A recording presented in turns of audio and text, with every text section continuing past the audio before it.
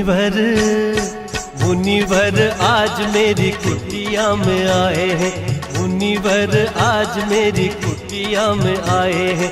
चलते फिरते हो, चलते फिरते सिद्ध प्रभु आए हैं। मुनिवर मुनिवर आज मेरी कुटिया में आए हैं, मुनिवर आज मेरी कुटिया में आए हैं।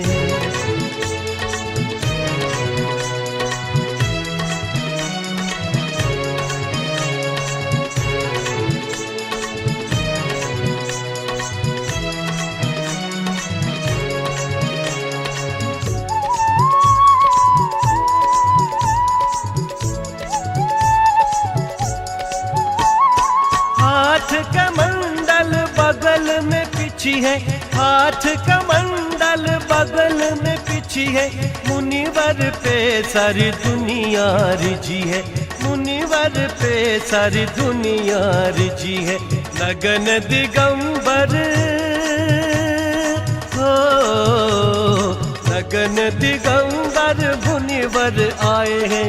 मुनिवर मुनिवर आज मेरी कुटिया में आए हैं, मुनिवर आज मेरी कुटिया में आए हैं।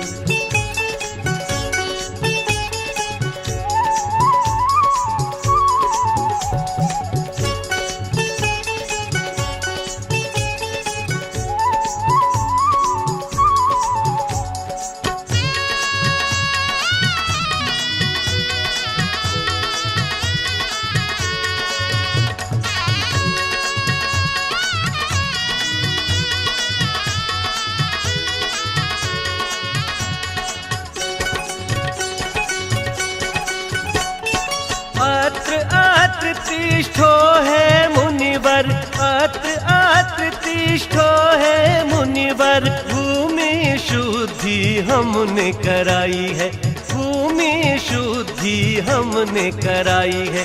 आहार करा के आहार करा के नर नारी हर्षाए हैं। मुनिवर मुनिवर आज मेरी कुटिया में आए हैं, मुनिवर आज मेरी कुटिया में आए हैं।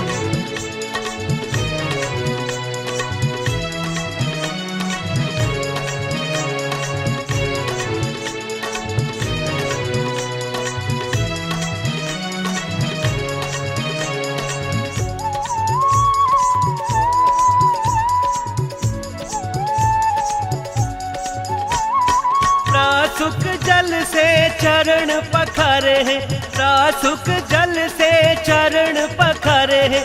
गंधोदक पा भाग्य सवारे हैं, गंधोदक पा भाग्य सवारे हैं। शुद्ध भोजन के हो, शुद्ध भोजन के ग्रास बनाए हैं। मुनिवर मुनिवर आज मेरी कुटिया में आए हैं, मुनिवर आज मेरी कुटिया में आए हैं।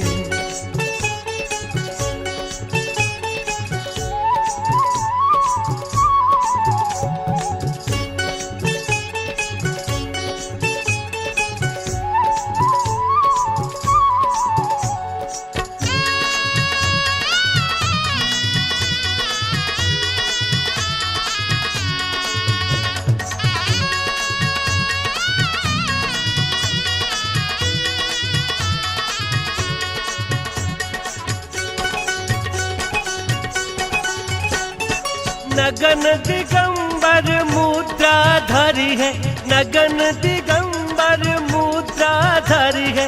वीतराग मुद्रा अति प्यारी है, वीतराग मुद्रा अति प्यारी है। धन्य हुए ये धन्य हुए ये नयन हमारे हैं। मुनिवर मुनिवर आज मेरी कुटिया में आए हैं, मुनिवर आज मेरी कुटिया में आए हैं।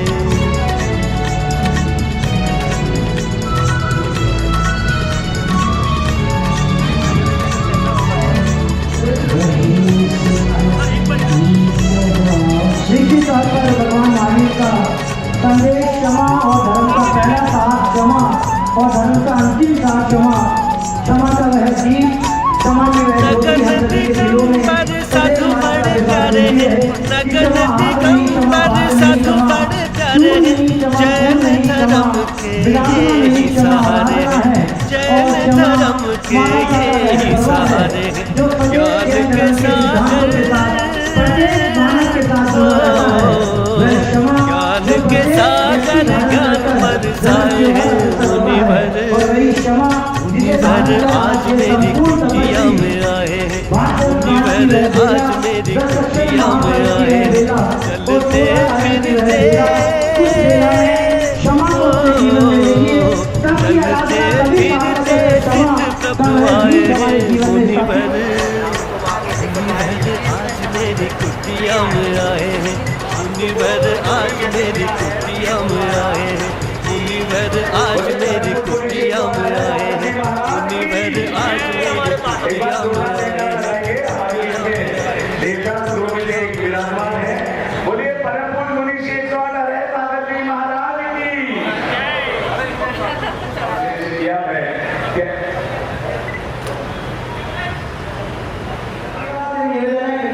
कैबिनेट मंत्री सरकार गले इनके नेतृत्व में स्वास्थ्य शासन में बहुत मजबूत काम हो रहा है। हमारे गुरुवर श्री विद्यासागर जी उनके प्रवचनों से अंत निकाला स्लोगन कोटेशन या विचार इसको आप पढ़ना और व्हाट्सएप के माध्यम से आप प्रचार। और आपके सम्मान के लिए मैं जितेंद्र जी गंगवार जो कि पूज्य गुरुदेव को प्रताप नगर से देखिए समारोह में पूज्य गुरुदेव की मंगल परम पूज्य मुनि शेषवाल हरे सागर जी महाराज की। सम्मानित मंच और आप सभी उपस्थित महानुभावों की उपस्थिति को इनकी महिमा तो अवर्णनीय होती है। ऐसे त्यागी मास पर्यंत अपने पराये का भेद मिटाकर स्वयं में आत्मलीन रहते हैं। ऐसी आत्मलीनता जिसमें बाह्य मैं 5 चेरियां लगवानी उत्तम तप व त्याग जो जिन धर्म की रीढ़ है हमारे लिए निसंदेह गौरव का विषय है कि हमारे शहर के हमारे राजस्थान जैन सभा की आसपास की शाखाओं के साधर्मी श्रावक श्राविकाओं ने क्रमशः 32 दिवस 16 कारण जी और 10 लक्षण दिवस के 10 उपवास में और बिना विलंब के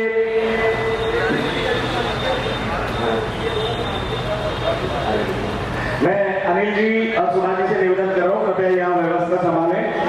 सर्वप्रथम मैं 32 दिवसीय उपवास करने वाले श्रावक श्रेष्ठियों को यहाँ आमंत्रित कर रहा हूँ। विकास मंत्री कुमार जी ममता जी सोगानी जापान वाले परिवार की भी अनुमोदना करता हूँ। इन्होंने सभी त्यागी व्यक्तियों को चांदी की माला समर्पित करने का श्रेष्ठ कार्य किया है। उनका अभिनंदन लीजिए।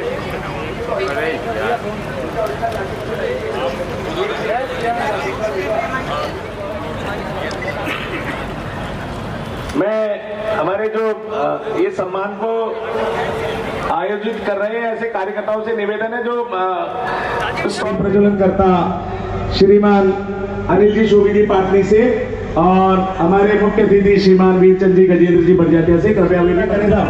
अगली पर्ची भेजें मेरे पास, अगली पर्ची लेके आए आप, जल्दी करें। 2 पर्चियां दे दें आप सम्मान को।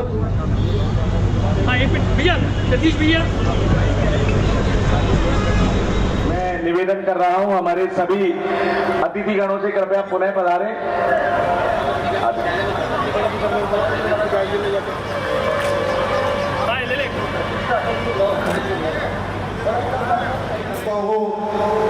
राजस्थान जैन सभा के द्वारा और पूरे सकल जैन समाज के द्वारा कि कल आपको निमंत्रण दिया और आज हमारे बीच में वह यहाँ हाजिर है। कल पुनीत जी कंडावट के मैं गया था, उनको निमंत्रण बाय फोन नहीं दिया और पुनीत जी का भी बहुत बहुत आभारी हूँ कि उन्होंने फोन पे माननीय मुख्यमंत्री बद्रीलाल जी आए थे ये देखिए, जैन समाज को छात्रावास के लिए जहाँ पे भी चाहिए जमीन उपलब्ध, जो कार्रवाई हमने अब तक की है वह भी आपके सम्मुख पेश करना चाहता हूँ।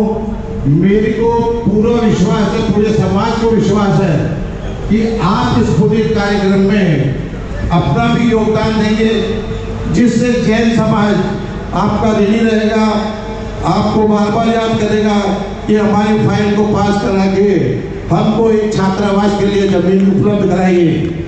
मैं इन्हीं शब्दों के साथ में जो मुनिराज को सभी महानुभावों का विशेष आभार बोलना तो बहुत कुछ था, परंतु धूप और गर्मी के कारण हम विचलित हैं, परंतु आप लोगों ने त्यागी व्यक्तियों को सम्मान करना है, इसलिए मैं अपनी बात को यहीं विराम देता हूँ। जय हिंद, जय महावीर।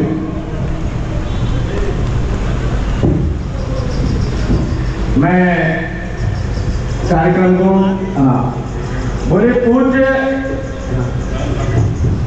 समाज के गौरव सम्मान्य व्यक्तित्व और माननीय सांसद महोदय ने जिन व्यक्तित्व की यहाँ चर्चा करी थी वह व्यक्तित्व आदरणीय खन्ना साहब हमारे 20 स्वास्थ्य शासन मंत्री के रूप में यहाँ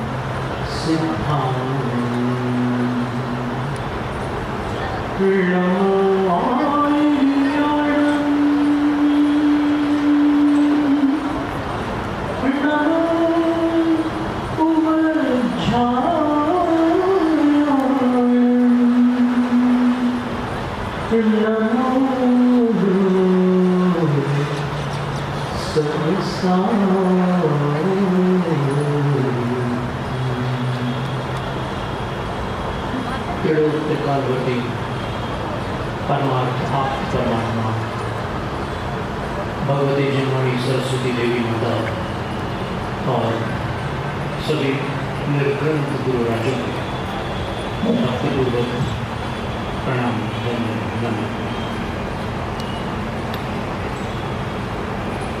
पूर्व शताब्दी के धर्म धर्माचार्य आगमनिष्ठ चारित्र चक्रवर्ती ज्ञानी तपस्वी परम श्रद्धेय शांति सागर गुरुराज को त्रिभक्ति पूर्वक नमस्ते। दीक्षा शिक्षा गुरु दिवंगत आचार्य श्री विद्यासागर गुरु महाराज को भक्ति पूर्वक नमस्ते। इस धरती पर विचरण करने वाले सभी आचार्यों का जैसा लोग नमस्ते। इस समय मंशा से हमारे ही गुरु भाई कुछ हरे सागर महाराज श्री को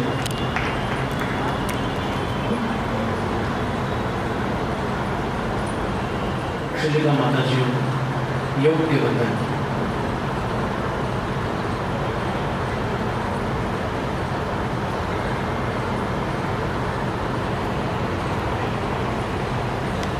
जब कभी कोई ऐसा उत्सव होता है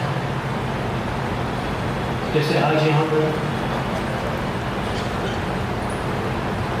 पर्युषण और दशलक्ष्मी पर्व जिन्होंने त्याग किया उनका सम्मान करें।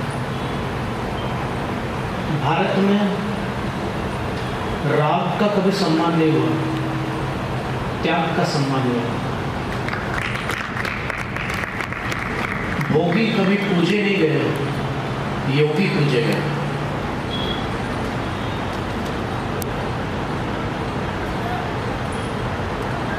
और सब एकत्रित होते हैं, सब भावनाओं को लेकर के आते हैं। मनुष्य के मन में कुछ तमन्नाएं होती हैं। अपना मन शरीर की जो आवश्यकता है उनकी पूर्ति होने के उपरांत कुछ और चाहता है। जैसे भोजन कर लिया, भूख मिट गई, विश्राम कर लिया, थकान दूर हो गई। ये शारीरिक चीजें हैं। औषध ले ली, रोग में आराम हो गया। लेकिन मन को कुछ चुनौतियां भी चाहिए होती हैं। मन को कुछ सुकून भी चाहिए होता है। मन को कभी कभी संघर्ष भी आवश्यक होता है। तो ऐसे उत्सवों में जब सब एकत्रित होकर एक दूसरे से मिलते हैं तो शास्त्रों में बताया है कि श्रद्धा बहुत बड़ी चीज़ है। और उस श्रद्धा में भी अपने पुराने आचार्यों ने वात्सल्य और प्रभावना को महत्व दिया। सम्यक दर्शन के 8 अंगों में जब एकत्रित होते हैं तो वात्सल्य होता है, एक दूसरे से सब लोग जय जिनेंद्र करते हैं। और वो बड़ा छोटा कोई भी हो वो प्रत्युत्तर देता है, कोई अकड़ कर नहीं निकलता। फिर प्रभावना इस प्रकार से हो जाती है कि सब एकत्रित हैं तो सबका ध्यान उस तरफ जाता है कि वहाँ पर इतने सारे लोग हैं। और पता चलता है कि हाँ, जिन्होंने पर्व के दिनों में कुछ त्याग किया, किन्हीं ने 16 दिन उपवास किए, किन्हीं ने 10 दिन उपवास किए, किन्हीं ने 5 दिन उपवास किए, किन्हीं ने रत्नत्रय के 3 दिन उपवास किए, किन्हीं ने एक आहार एक उपवास किया। तो इन सब का सम्मान होता है। और एक बड़ी अजीब बात है कि जो साल भर कभी उपवास नहीं करते उन लोगों में भी इन दिनों उपवास करने की ताकत पैदा हो जाती है। साधुओं की संगति से भक्ति, वैराग्य और ज्ञान का लाभ मिलता है। भक्ति सम्यक दर्शन है, वैराग्य चारित्र है और ज्ञान सम्यक ज्ञान है। और जहाँ ये त्रिवेणी होती है, भक्ति, ज्ञान और वैराग्य की त्रिवेणी होती है, वहाँ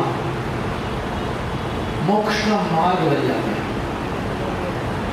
जब तक त्रिवेणी नहीं है तब तक काम नहीं बनता।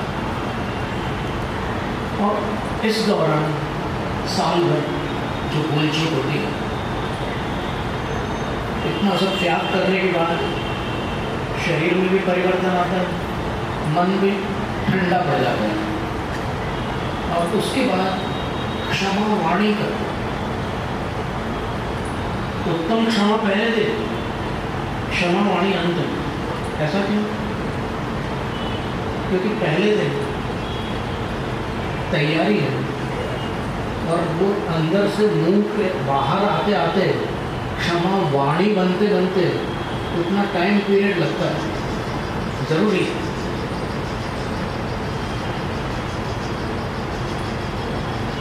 क्षमा मांगने के लिए सरलता चाहिए और क्षमा करने के लिए वात्सल्य चाहिए।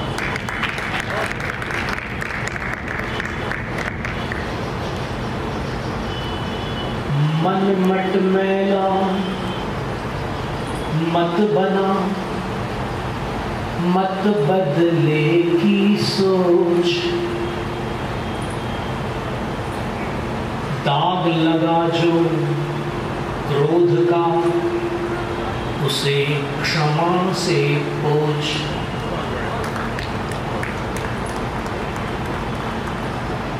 जब एकता की बात करते हैं तो सबको बड़ा अच्छा लगता है, युवा पीढ़ी को बहुत अच्छा लगता है खास तौर पर। और जो लोग दीवारों की बात करते हैं तो फिर लगता है कि उस तरफ क्या है, वहाँ वालों को लगता है कि इस तरफ क्या चल रहा है।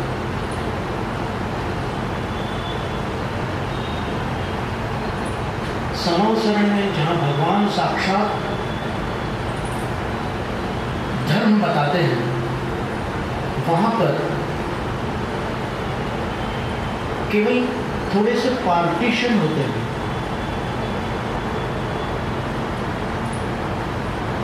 देवों की वो जो भूमि है वो अलग होती है, देवियों की अलग होती है, साधुओं की अलग होती है। ऐसे 12 सभाएं होती हैं। सभाएं 12 होकर के भी 12 विचारधाराएं नहीं होती। पर आज कलिकाल के दोष से कुछ मतभेद बने हैं। बहुत सारे संप्रदाय हैं, सबकी अपनी अपनी मान्यताएं हैं, मतभेद बने हैं। साधुओं की संगति सबको संदेश देती है कि मतभेद रहने दो, मन भेद मत करो।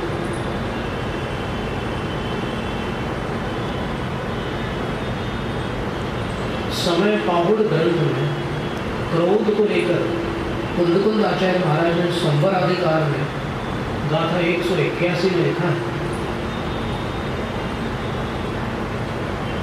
ओगे उबगो ओहादि सुनति ओगे उबगो ओहे को हो चेवही ओगे नत्ति कल्पो हो। प्राकृत भाषा। जाबर सिंह जी मौजूद हैं। इनकी सहजता, सरलता और जैन धर्म के प्रति इनका अनुराग ये मैंने देखा भी है और महसूस भी किया।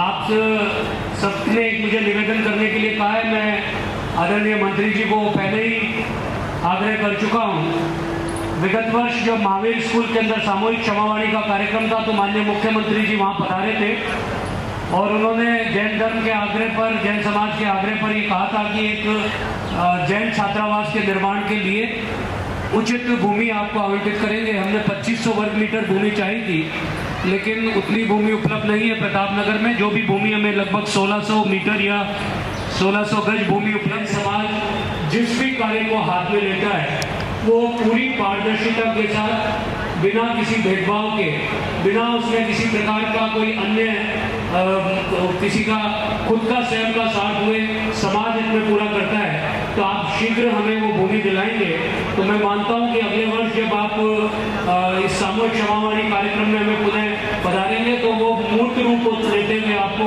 वो जगह दिखेगी। उसके लिए पूरी तैयारी जैन समाज की है। आप सबने यहाँ मुझे आमंत्रित किया, आप सबसे मुलाकात हुई, आप सबके दर्शन हुए। मैं आप सबका बहुत बहुत धन्यवाद करता हूँ और सामूहिक क्षमावाणी के रूप में भी मेरी क्षमावाणी स्वीकार करें। और मैं बिना किसी भूमिका के, बिना किसी औपचारिकता के, हम सबके प्रति बेहद स्नेह रखने वाले आदरणीय झाबर सिंह जी खर्रा साहब को आमंत्रित करूंगा कि वे हमें संबोधित करें। आदरणीय झाबर सिंह जी खर्रा साहब। श्री ढोलक महाराज जी, श्री ध्यान सागर महाराज जी और चतुर्मास में जिन्होंने 32 दिन, 16 दिन, 10 दिन अपने आहार पर नियंत्रण किया, वो सभी साधक साध्वीगण, बैठ जाओ महारती, बैठ जाओ। मंच पर उपस्थित पूर्व विधायक माननीय सुभाष जी पूनिया साहब, हमारे नगर निगम जयपुर ग्रेटर के उप महापौर और आपके समाज के प्रदेश अध्यक्ष जी, सम्मानित मंच उपस्थित सभी सदनों और देवियों, सबसे पहले तो मैं ऊपर से पकड़ना उन पड़ेगा, सभी साधक और साधियों को टाइट नहीं है यहाँ से। धन्यवाद और आभार प्रकट करना चाहूँगा जिन्होंने चतुर्मास में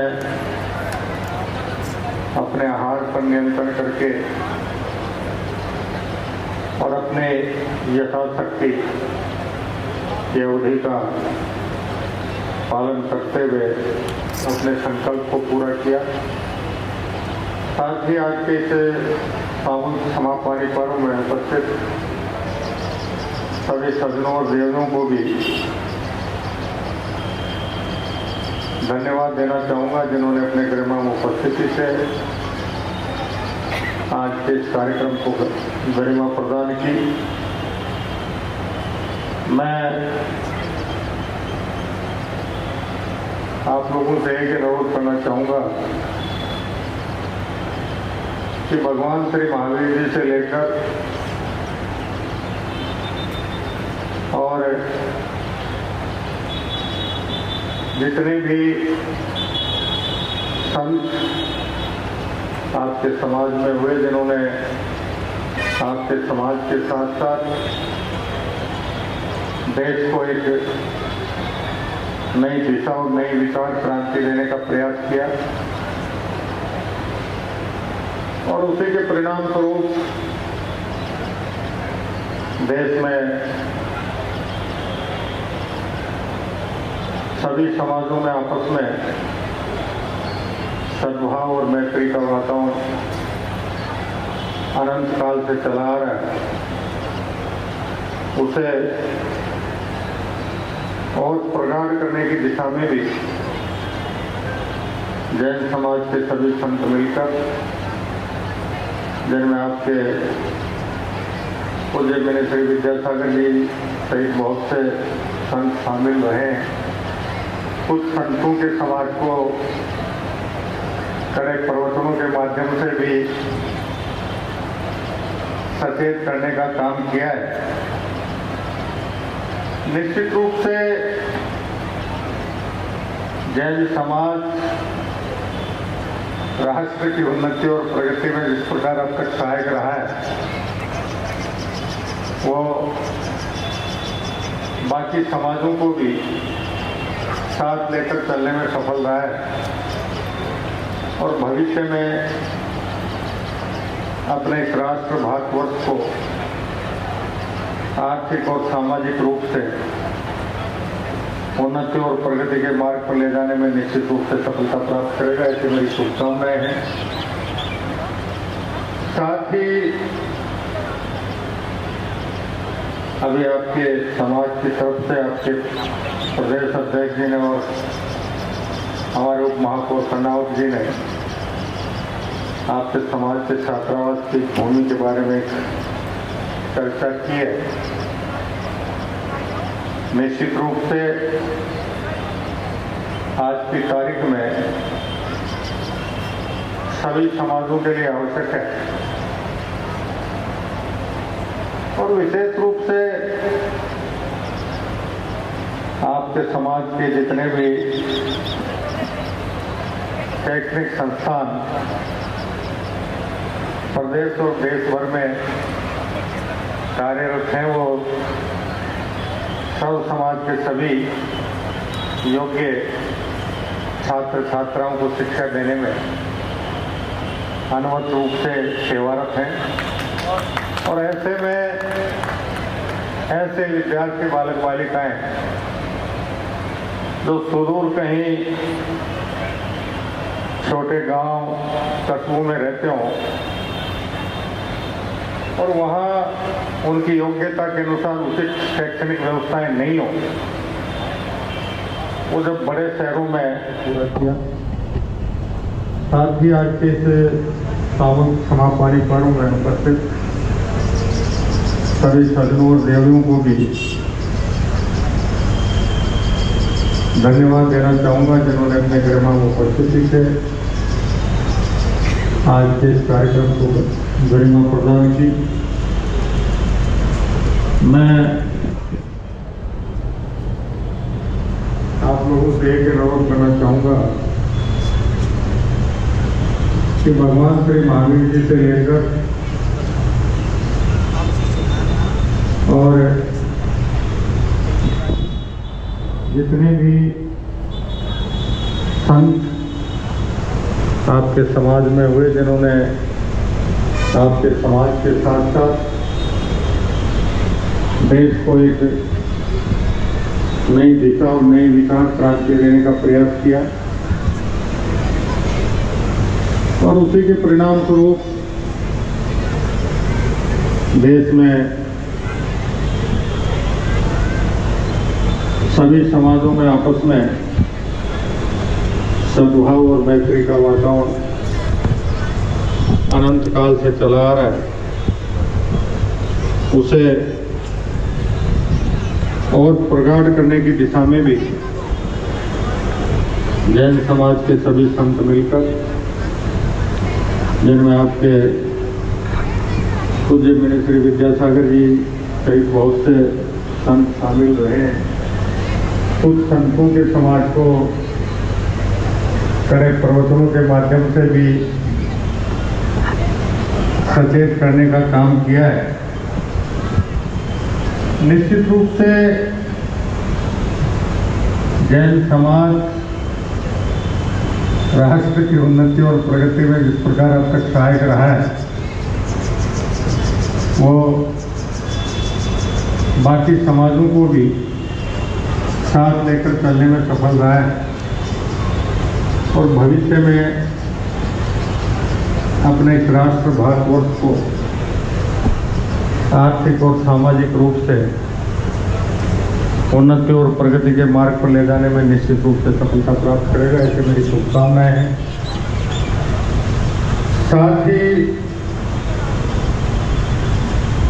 अभी आपके समाज की तरफ से आपके प्रदेश अध्यक्ष जी ने और हमारे उप महापौर कर्नावत जी ने आपके समाज के छात्रावास की भूमि के बारे में चर्चा की है। निश्चित रूप से आज की तारीख में सभी समाजों के लिए आवश्यक है और विशेष रूप से आपके समाज के जितने भी शैक्षणिक संस्थान मंत्री देना जरूरी है। शहर को तैयार करेंगे प्रमुख महामंत्री।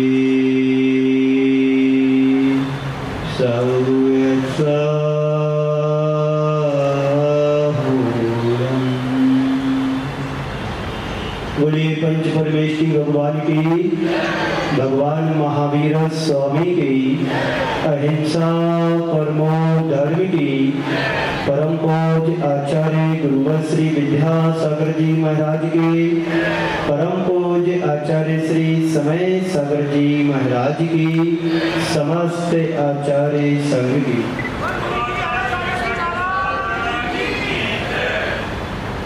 बंधुओं, आज का यह पावन अवसर हम सबके लिए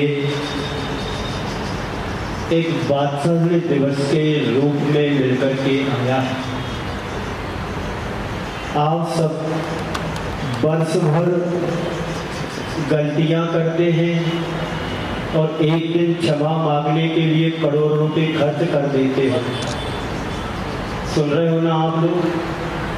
यहाँ पर लिखा है राजस्थान जैन सभा जयपुर में संपूर्ण राजस्थान मात्र के लिए नहीं, संपूर्ण भारत वर्ष के लिए कहना चाहता हूँ यदि वर्ष भर गलतियां ना करे और गलती हो भी जाए किसी से तो तत्क्षण उससे क्षमा मांग लोगे तो ये करोड़ों रुपए खर्च करने की कोई जरूरत नहीं पड़ेगी। अभी आप कैबिनेट मंत्री महोदय से सुन रहे थे कि जैन समाज इतनी प्रबुद्ध समाज है कि उन्हें किसी के सामने हाथ फैलाने की जरूरत नहीं पड़ती है। यही बात हमारे गुरुदेव विद्यासागर जी महाराज कहा करते थे कि जैन समाज वो समाज है वो दूसरों को देती है लेती नहीं है।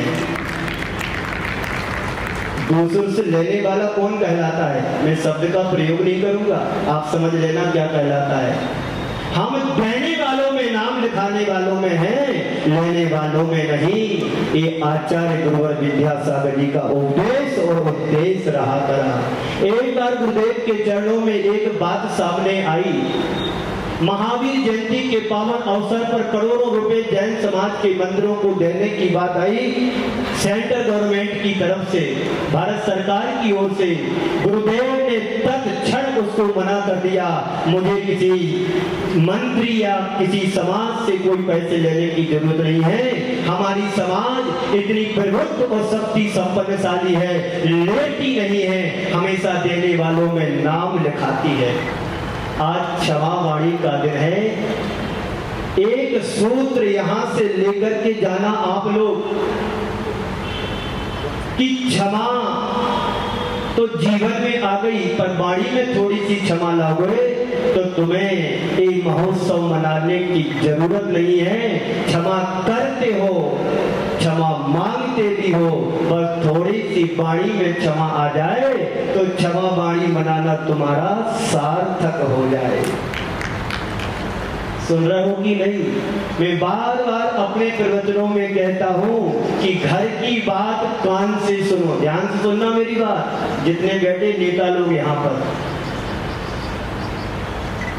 घर की बात कान से सुनना और धर्म की बात ध्यान से सुनोगे तो जीवन का कल्याण सुनिश्चित है। हम घर की बात तो ध्यान से सुनते हैं, इसलिए रोज झगड़े होते हैं, और धर्म की बात ध्यान से नहीं कान से सुनते हो। यहाँ से सुनते यहाँ से निकाल देते हो। अभी आपसे कोई चर्चा करे आज की सभा कैसी रही? बहुत अच्छी रही, बहुत अच्छी रही। कोई संत लोग भी आए, हाँ आए थे, 2 संत आए थे। क्या बोले? बहुत अच्छा बोले, बहुत अच्छा बोले। अरे बताओ तो सही क्या बोले? अरे ये बात तो महाराज जाने क्या बोले हैं, क्योंकि तुमने कान से सुनी, इधर से सुनी, इधर से निकाल दी। इसलिए सभा की बात, धर्म की बात ध्यान से सुनोगे, जीवन का कल्याण होगा। और घर की बात हमेशा कान से सुनना। आज की बात 1 महीने बाद फॉलो करोगे तो झगड़े होंगे ही नहीं। क्यों? सुना ही नहीं, सुन करके अनसुना कर दिया। क्षमा वाणी का पर्व है। एक दृष्टांत में आप सबके सामने रखना चाहता हूँ। समय की पाबंदी नहीं रखना है मेरे सामने कमेटी के बोर्ड कमेटी के लोग आज से 10 दिन 8 दिन पहले आए थे। मैंने उनसे यही कहा था, आप मुझे बंधन में नहीं बांधना। यदि बंधन में बांधोगे तो जो मैं बोलना चाहता था वो भी भूल जाता हूँ, क्योंकि ये मंच है। इस मंच पर स्वतंत्र रहना ही, जब उपदेश सुनने के लिए आओ तो समर्पण की भाषा स्वीकार कर लो। जो गुरुदेव आप कहो वही मुझे स्वीकार है। अब मैं बात आगे बढ़ाता हूँ। एक प्रसंग के द्वारा आपके सामने बात रखता हूँ। एक 3 दिन का भिखारी भूखा एक नगर में जाकर के सेठ की हवेली के सामने उपस्थित हो जाता है और वहां जाकर के भीख मांगता है कि माँ मुझे कुछ मिल जाए, माँ मुझे कुछ मिल जाए। मैं वास्तव में 3 दिन से भूखा हूँ, कुछ तो दे दे माँ। अंदर से शैतानी आती है, चल चल यहाँ पर कुछ नहीं। जो ऐसा बोलता है वास्तव में उनके घर में सब कुछ होने के बाद भी कुछ नहीं होता है। ध्यान रखना, तुम्हारे दरवाजे पर कभी भिखारी आए उसको खाली हाथ कभी जाने मत देना। बार बार उसका अनुरोध हो रहा है कि माँ कुछ तो दे दे मुझे, मैं वास्तव में 3 दिन से भूखा हूँ, कुछ तो दे दे। उस सेठानी को गुस्सा आया, गृहिणी स्वामी को गुस्सा आया और अंदर जाकर के गुस्से में आकर के उसने पोंछा लगाने का पोंछा उठा करके उस भिखारी की तरफ दे मारा। और भिखारी भी ऐसा वैसा भिखारी नहीं था, उसने भी बड़े सहर्ष भाव से स्वीकार किया, चलो कुछ तो मिला। उस पोंछे को लेकर के जाता है आगे, एक नदी के किनारे उसको साफ करता है और शाम ढलते ढलते एक मंदिर की तरफ पहुंचता है और मंदिर में जाकर के उसकी बाती को बना करके आरती करता है। जैसे ही दीपक प्रज्वलित हुआ, आरती करने लगा, उसके मन से एक भाव निकला कि हे प्रभु, जिस तरह से दीपक से प्रकाश प्रकाशित हो रहा है, ठीक उसी तरह से इस ज्ञान का प्रकाश उस सेठानी के हृदय में भी स्फुटित हो, ताकि उसके अंदर का एक बुरा भाव हमेशा हमेशा के लिए द्रोहित हो जाए, हमेशा हमेशा के लिए नष्ट हो जाए, हमेशा हमेशा के लिए दूर हो जाए। बंधुओं, यह एक भिखारी के अंदर की क्षमा की प्रतिक्रिया है। अभी महाराज श्री आपसे कह रहे थे, 1 मिनट का क्रोध तुम्हारे लिए बड़ा घाटा करा देता है, तुम्हारे भव भवांतरों में भटका सकता है। 1 मिनट तो बहुत बड़ी बात होती है, 1 सेकंड का क्रोध भी तुम्हारे ना जाने जन्म जन्मांतरों में नरक निरोध की यात्रा कराने के लिए भी समर्थ हो सकता है। क्योंकि जैन दर्शन कहता है प्रतिपल कर्म का आश्रय होता है। एक क्षण भी ऐसा नहीं है जब 7 कर्मों का आश्रय ना हो रहा हो। यदि 8वें कर्म का भी आश्रय होता है तो एक साथ 8 कर्मों का भी आश्रय होता है। इसलिए गलती करें, तुरंत तत्क्षण उसके सामने तुम झुक जाओ। झुकने में ही सबसे बड़ा हमारा उद्धार है, कल्याण है। कोई क्षमा करे या ना करे कोई बात नहीं, हम अपने मन का मैल धो लो तो क्षमा हो ही जाएगी। पूज्य क्षमा सागर जी महाराज श्री अपने प्रवचनों में कहा करते थे कि यदि आपके सामने कोई व्यक्ति झुक रहा है, ध्यान से सुनना, कान से नहीं, महासभा वालों दोबारा प्रवचन नहीं मिलेगा मेरा। तुम्हारा पुण्य था कि मैं चल करके आ गया, प्रतिकूलता होने के बाद भी मैंने वचन दिए हैं। ये ठाकुर के वचन है, कोई कायरता के वचन नहीं है। कह दिया तो कह दिया। एक बार ऐसा हुआ, एक व्यक्ति से पूछा, भाई टाइम क्या हो गया? बोले 12 बज गए। थोड़ी देर बाद फिर पूछा, भाई कितना बज गया? बोले 12 बज गए। थोड़ी देर बाद फिर पूछे, भाई टाइम तो बताओ कितना हो गया? बोले 12 बजे। कह दिया ना, ये ठाकुर की जबान है, कभी कम नहीं होती, जो कह दिया तो कह दिया। बात समझ में आई ना? तो ऐसे ही मैंने आप लोगों के लिए आशीर्वाद के रूप में कह दिया था, आप निश्चिंत रहे, मैं आऊंगा, पर समय पर आऊंगा, अभी नहीं, समय पर आऊंगा। समय आया, समय के पहले मैं आपके पास उपस्थित हो गया। तो मैं कह रहा था, क्षमा वाणी आप प्रति वर्ष मनाते कि नहीं मनाते सभा वालों? लेकिन क्षमा वाणी मनाते मनाते 70, 75, 60, 65 वर्ष तुम्हारे बीत चुके हैं। जीवन का बहुभाग बीत गया है। साल भर गलतियां करते हो और तुम क्षमा उन्हीं से मांगते हो जिनसे रोज मिलते हो। पर संत कहते हैं क्षमा उससे मांगो जिससे तुम्हारी वर्षों में गलतियां हुई हो और जो आज तक कई वर्षों से बोला चाली तुम्हारी ना हो। उनके घर जाकर के तुम झुक जाओ, क्षमा मांग लो, कुछ बिगड़ने वाला नहीं है। सामने वाला मानी प्राणी भी पानी पानी हो सकता है, पर गलती आप सभी यहीं पर करते हैं। जिनसे रोज चाय पी रहे, उठ रहे, बैठ रहे, खा रहे, पी रहे, घूम रहे, उनसे कहते हैं उत्तम क्षमा, उत्तम क्षमा। अरे उनसे क्षमा मांगो जिनसे तुम्हारी विगत वर्षों में गलतियां हुई हैं और आज तक बोला चाली नहीं है। काश यदि तुमने उनसे क्षमा मांग ली तो जीवन का सारा मैल, क्रोध, मैल, पाप आदि ये सब धुल सकता है। बंधुओं, आज का यह पावन अवसर हम सबके जीवन के लिए वात्सल्य दिवस के रूप में आया है। ये वात्सल्य दिवस बाहर से नहीं होता है, अंतरंग से होना चाहिए। अंतरंग की तरंगें बदलेंगी तो जीवन का बहिरंग भी तुम्हारा बदल सकता है, और बहिरंग बदल लेने के बाद यदि अंतरंग में परिवर्तन नहीं आता है तो जीवन में तुम कुछ भी नहीं कर पाओगे।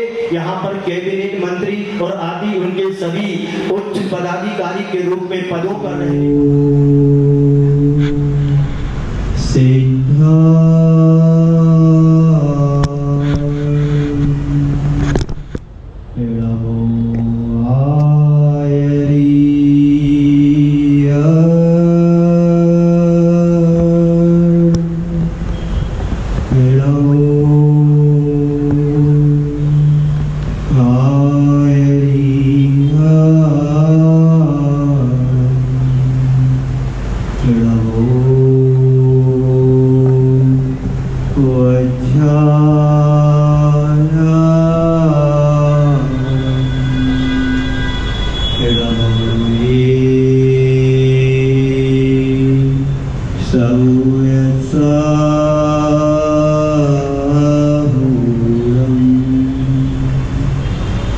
बोलिए पंच परमेष्टि भगवान की, भगवान महावीर स्वामी की, अहिंसा परमो धर्म की, परम पूज्य आचार्य गुरुवर श्री विद्यासागर जी महाराज की। कुछ तो दे दे मुझे, मैं वास्तव में 3 दिन से भूखा हूँ, कुछ तो दे दे।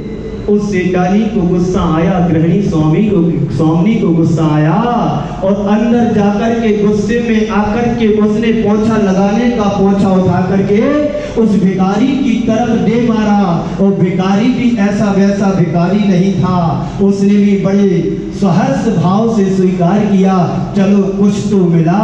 उस पोंछे को लेकर के जाता है आगे, एक नदी के किनारे उसको साफ करता है, और शाम ढलते ढलते एक मंदिर की तरफ पहुंचता है, और मंदिर में जाकर के उसकी बाती को बना करके आरती करता है।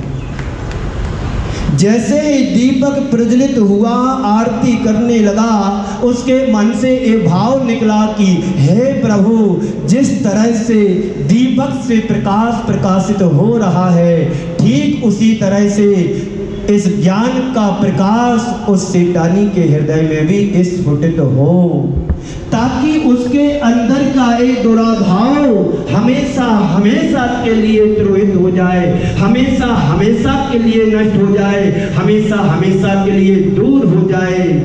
बंधुओं, यह एक भिखारी के अंदर की क्षमाओं की प्रतिक्रिया है।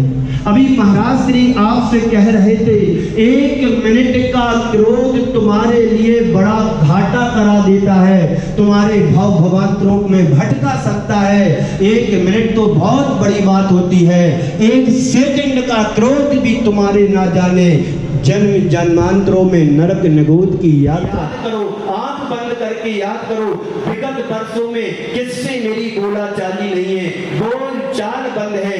1 मिनट के लिए, आधे मिनट के लिए आंख बंद करो, कैसे चेहरे तुम्हारी चेहरे मस्तिष्क में उभर करके आते हैं कि जो रोज मिल रहे वो, कि जिनसे बरसों से हमारी मुलाकात नहीं हुई, बोल चाल बंद है, वो चेहरे उभर करके आ रहे। तो इस सभा के बाद जाने के बाद उन लोगों से फोन लगाना कि भाई साहब, मैं क्षमा तो मांगना चाह रहा था, पर पहल कैसे करें। आज गुरुदेव का उपदेश मिला है, मेरा मन अंदर से दुर्विभूत हो गया है, मेरा मन मचल रहा है, आप मुझे क्षमा करें, चाहे छोटा हो या बड़ा हो, कोई भी हो, बस हृदय में क्षमा का भाव उभरना चाहिए। ताली बजाने से काम नहीं चलेगा, तालमेल मिलाओ। जो बैर क्रोध की गांठ तुम्हारे जीवन में भर करके आई है, उस गांठ को बैर मत बनने दो।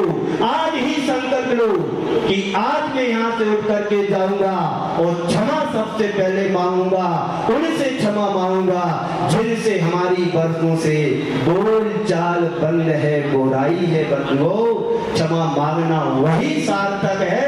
एक तो सब तुम फॉर्मेलिटी करते हो, लाखों करोड़ों रुपए खर्च कर देते हो और फिर जाकर के वही मिलते हो। ऐसे में मजा आने वाला नहीं है।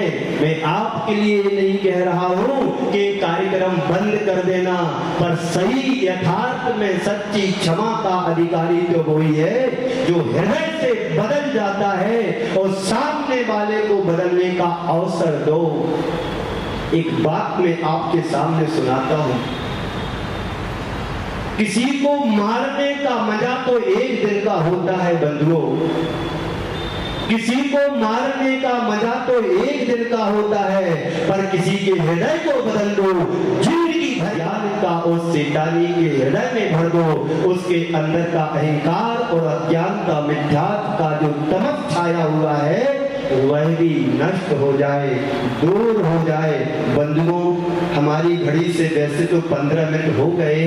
मैं चाहता हूँ 15 मिनट पर्याप्त हो, लेकिन 15 मिनट से अनेक ग्रंथों को किसी माध्यम से सुना है